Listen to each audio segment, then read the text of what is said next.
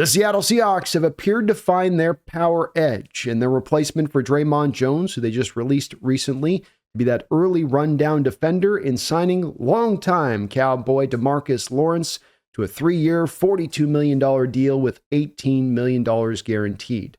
Lawrence comes in with a lot of familiarity with Dirty, the Seahawks defensive coordinator, as they have run together in the past back when Dirty was with the Cowboys, so he is very familiar with what he brings to play.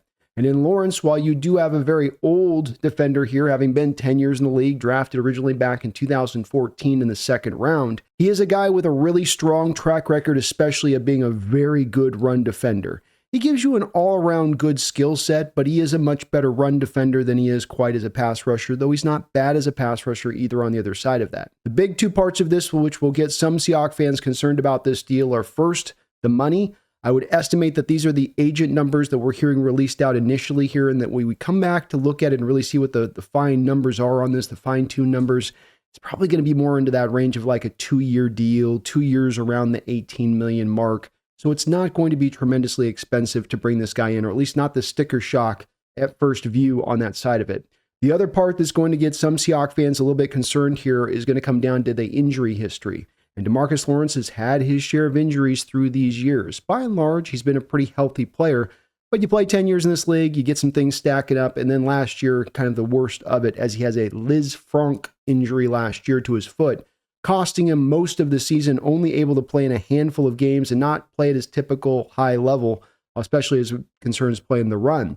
And so some Seahawks fans are going to get worried about this one, where they're going to look at the money. They're going to look at the fact he's got this pretty major injury, though Liz Frank has come along as far as their ability to be able to treat this type of injury. It used to be a bit of a death knell for players if they got it, but he should be able to get around this to a degree as long as, the rest of the body holds up at that age. The good news part on this as well is that you're not bringing him in here to have to eat, I think, starter snaps. This will be a rotation. We'll see if the other side of this move is that they're going to release Uchenna Nwosu, or if you're going to go with the 4-stack, Derek Hall, Mafe, Nwosu, and then Dexter Lawrence. Lord knows there's room there to have snaps open for all of those guys, as you want to keep that rotation going through. You want to keep those guys fresh through the course of the season. When you have 17 game seasons and 2 Thursday night games, you need to have that depth on the edge. And this is a good sign to reinforce that, because a lot of times in recent years past, especially under Coach Carroll, the Seahawks at times would only really trot out those 2 legitimate edges, sometimes only 1 real legitimate edge, say nothing of having none of the depth there.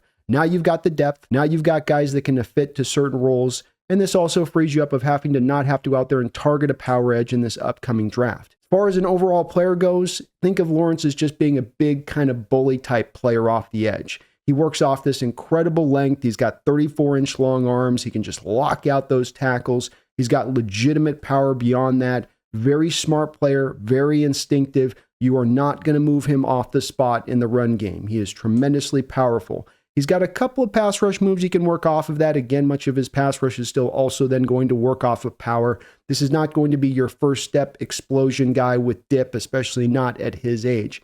But this is a functional player. The price is not as high as it might look at first blush. And this does free up the Seahawks now as they go into the draft to not have to go address what was going to be a very major need, because the power edge in this defense is a very important position for Mike Macdonald. It's not the corners, it's not the safeties. In a lot of ways, this defense starts with those power edges, and there's their ability to reroute ball carriers back inside. Seahawks are taking on an offense right now that's going to run a lot of outside zone. How do you defend that? We're going to have to defend that against a lot of other offenses throughout the league. A lot of it starts with that power edge, routing that outside zone back inside. And so Lawrence is going to provide that for you. Frees up a guy like Derek Hall, who I don't know if defending the run is as big a part of his game at this point. It might develop with time. He came forward really big as a pass rusher last year, but didn't as much as a run defender last year. So Lawrence can kind of fit in there early snaps, take that load off of him, and then he comes back out on the field and does what he does best, which is rush the passer. So I'm okay with this move. I think this is actually going to turn out to be a pretty good value signing. I don't think he lasts more than a couple years here,